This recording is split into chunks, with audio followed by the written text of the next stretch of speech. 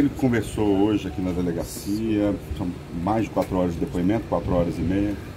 Então, o depoimento ainda está acontecendo. Nós chegamos pela manhã e não tem nem previsão para terminar esse depoimento. O Dimas está detalhando absolutamente tudo. Desde quando ele conheceu ela nas redes sociais, depois quando ele começou a conversar com ela através de mensagens, de aplicativo de mensagem, e aí por essas mensagens ele está detalhando para a delegada todas essas mensagens, explicando essa evolução da intimidade deles virtual, da intimidade sexual que foi acontecendo ao longo dessas mensagens desde o dia 17 de janeiro deste ano, e que culminou no dia que eles marcaram de se encontrar no apartamento dele. E aí ele explica tudo que aconteceu lá no apartamento, quando ele entrou com ela, quando eles tiveram as relações sexuais consentidas, com o uso de preservativo, e quando ela desfaleceu e ele ligou para o SAMU. O trajeto, o tempo, né, que foi gasto da ligação do SAMU até o atendimento no hospital se passaram em média 81 minutos, mais ou menos 1h30, sabe? A primeira ligação foi às... Vou pegar aqui. A primeira ligação para o SAMU foi às 19h07 e a entrada no hospital às 20h36. Então se passaram mais de 1h30, mais ou menos ali até chegar. Então nesse intervalo, quando ela passou mal, o Dimas, desesperado, ele ligou para 199, ele errou o número do SAMU. E aí depois ele ligou para 192 e essa ligação durou 21 minutos. Ele ficou com o telefone no Viva Voz e a atendente do SAMU orientando ele. Primeiro a atendente começou a orientar ele para contar as respirações. Conta aí, se ela vai respirar até 5, nós vamos contar de 1 até 5. No 3, ele viu que ela já não estava respirando mais, ele entrou em desespero, falou com ela que ela não estava respirando, então a atendente do SAMU orientou ele a começar a fazer a massagem cardíaca. Na hora que começou a fazer a massagem cardíaca, ele também, durante esse registro, ele falou que ela estava sangrando muito na região vaginal, e ele ficou ali na massagem, né, até mais de 21 minutos. Ele ficou até a entrada da equipe do SAMU. A equipe do SAMU entrou no apartamento e começou a fazer também os procedimentos ali de resgate. Eles ficaram fazendo esse procedimento. Depois que eles estabilizaram ela, né, ela retomou ali os sinais vitais, eles pegaram ela, colocaram num cobertor, num pano, e desceram com ela para até a ambulância do SAMU. Nesse intervalo teve uma série de problemas ali, o elevador agarrou, um dos elevadores não estava funcionando, a maca não subiu até o apartamento, e aí eles saíram com ela com esse pano, né? Nesse intervalo ela chegou a cair também, eles estavam conduzindo, aí ela cai. Isso tudo foi registrado pelas câmeras também. Então o relato dele é exatamente o relato que as câmeras do circuito interno do prédio, que já estão de posse da delegada também, ele estava confirmando ali o que de fato teria acontecido. E aí a viatura do SAMU teve uma certa dificuldade lá dentro do condomínio. Eles colocam ela na viatura, primeiro eles colocam ela no chão até a chegada da maca, colocam ela na maca e levam. Nesse caminho ela teve outras paradas cardiorrespiratórias, o SAMU tentou estabilizar ali de alguma forma, chega no hospital, ela é atendida por um clínico geral, verificado ali uma hemorragia na região da vagina, é chamado um ginecologista, o ginecologista faz um toponamento, não sei te falar, ele coloca um tampão, coloca gases ali para tampar aquela hemorragia, para estancar aquela hemorragia, e aí depois ela evolui numa quarta parada cardiorrespiratória e evolui ao óbito. Então no documento de liberação do corpo, ele consta ali o que de fato teria causado a morte dela. Quer ver? Esse documento eu disponibilizei para alguns veículos de comunicação. Quem não tiver ainda, eu posso disponibilizar sem problema algum, que a delegada consta no inquérito. Eu acho que isso é relevante até para a sociedade. Consta o seguinte: o quadro clínico, a paciente deu entrada com parada cardiorrespiratória, PCR, hipotensão, sangramento transvaginal em tubo orotraqueal, com palidez generalizada. Síntese da história: a paciente foi encaminhada da residência em parada cardiorrespiratória, com sangramento transvaginal volumoso, teve 4 PCR, trazida PCR. Avaliação clínica e avaliação ginecológica: laceração interna na vagina, lado esquerdo, realizado tampão com gases. E a causa do óbito: hipotensão, choque hipovolêmico e parada cardiorrespiratória. Então, fala-se muito no rompimento do saco de Douglas, né? Que esse fundo de saco de Douglas é o fundo da vagina, mas na lateral da vagina, do lado esquerdo, que ocorreu essa laceração de entre 4 a 5 centímetros. E eu não sou médico, não sou ginecologista, obviamente, conversei com alguns especialistas, pessoas sérias, e também não sou especialista em resgate, não tem como eu dar qualquer parecer em relação ao resgate e tudo mais.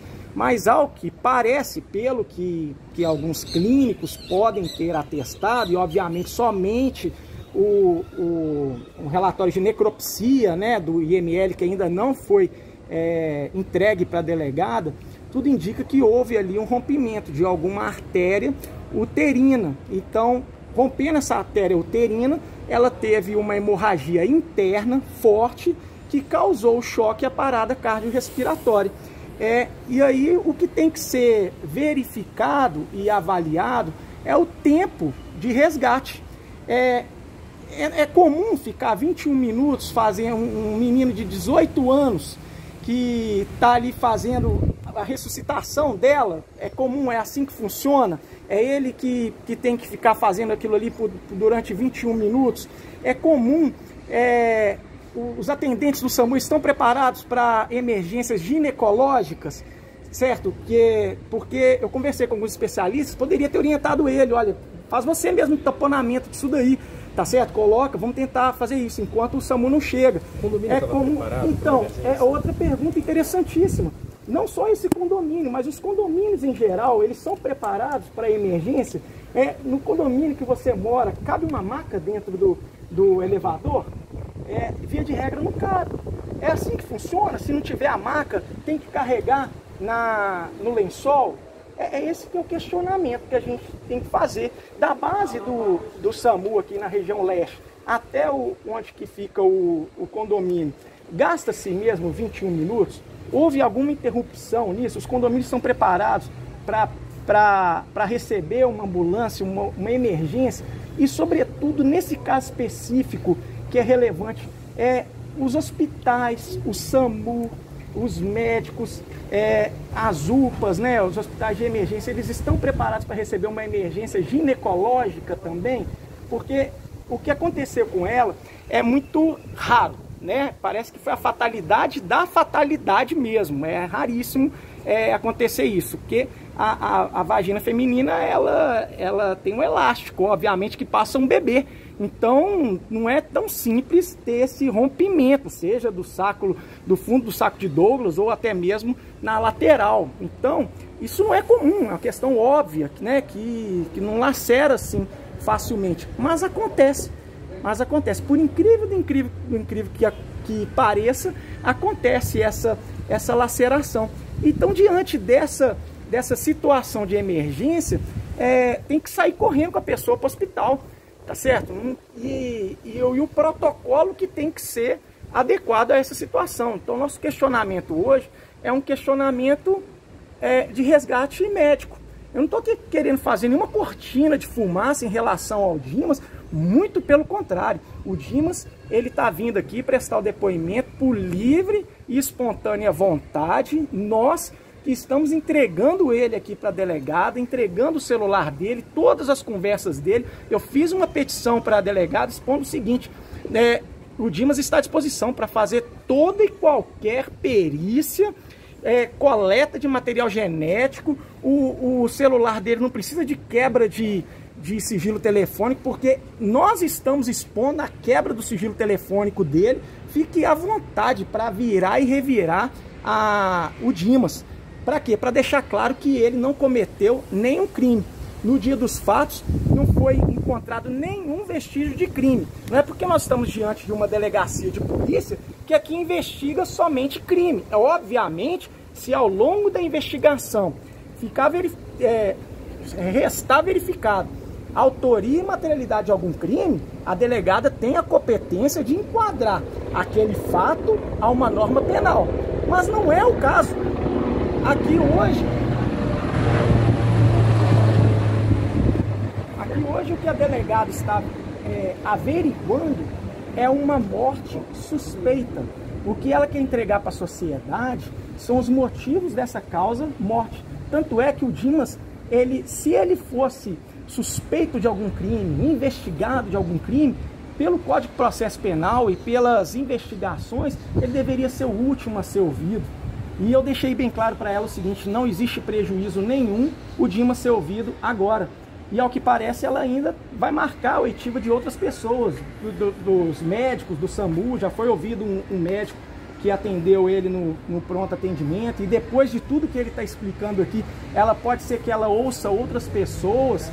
E eu deixei claro para ela: doutora, se precisar dele retornar aqui, quantas vezes for necessário, ele irá retornar para esclarecer isso tudo. Porque eu acho que faleceu uma jovem, né, uma pessoa diante de uma fatalidade, que é uma fatalidade séria, que isso daí tranquiliza o coração da família, que eu imagino que está totalmente despedaçado, e tranquiliza também a própria sociedade. E eles vão poder esclarecer aqui, através de todos os laudos, o laudo de necrópsia, né, o exame de necrópsia, o toxicológico, o sexológico, de local, os prontuários médicos, tudo o que aconteceu entre o dia 29 e 1º de fevereiro, 29 de janeiro e 1º de fevereiro, para dar uma resposta mesmo a essa morte suspeita. Doutor, aproveitando aqui, tem um ponto ainda de interrogação que se o senhor puder esclarecer. Logo nos primeiros depoimentos, o Dimas afirmou que eles nunca tinham se encontrado pessoalmente. Uhum. Já a família disponibilizou, foi até divulgado, um áudio em que a Lívia estaria comentando que eles estavam quase namorando, dando a entender como se eles já tivessem se encontrado pessoalmente. Você consegue esclarecer se isso é verídico ou não, doutor? Claro. O Dimas nunca encontrou com ela pessoalmente. Na semifinal da Copa São Paulo, eles estavam no Itaquerão. Ela estava numa área do estádio, ele estava em outra área, e eles trocam mensagens ali, expondo onde que cada um estava. Se você vê as mensagens, a intimidade que eles tinham, os dois tratavam um ao outro com muito carinho. Oi amor, oi vida, o que você fez hoje? Você treinou, você não treinou? E você? Estou lendo um livro. Então, era uma conversa ali que eles tinham sim um carinho um pelo outro, mas encontrar pessoalmente eles nunca tinham se encontrado, não. Eles já tinham se conhecido no mundo virtual, através do Instagram, desde abril do ano passado. E aí, nesse intervalo, ele namorou, conheceu outras pessoas, ficaram sem se falar, e aí foi no dia 17 de janeiro, pelo que consta dos depoimentos ali, né, das mensagens de WhatsApp, que eles voltaram a ter eles aumentaram essa intimidade virtual, e no dia eles combinaram de encontrar no apartamento dele. Foi um encontro totalmente organizado pelos dois. Ela inclusive avisa que ela estava indo, ela fala que falou com a mãe dela, que a mãe teria autorizado, e ela expõe até a localização dela num aplicativo de transporte, que ela pegou um aplicativo para ir até a casa dele, e ela compartilha com ele a localização dela, esse aplicativo. Quando ela chega, ela fala assim: oi, cheguei. E aí ele recebe ela com carinho, com um abraço, e eles vão até o apartamento. Qual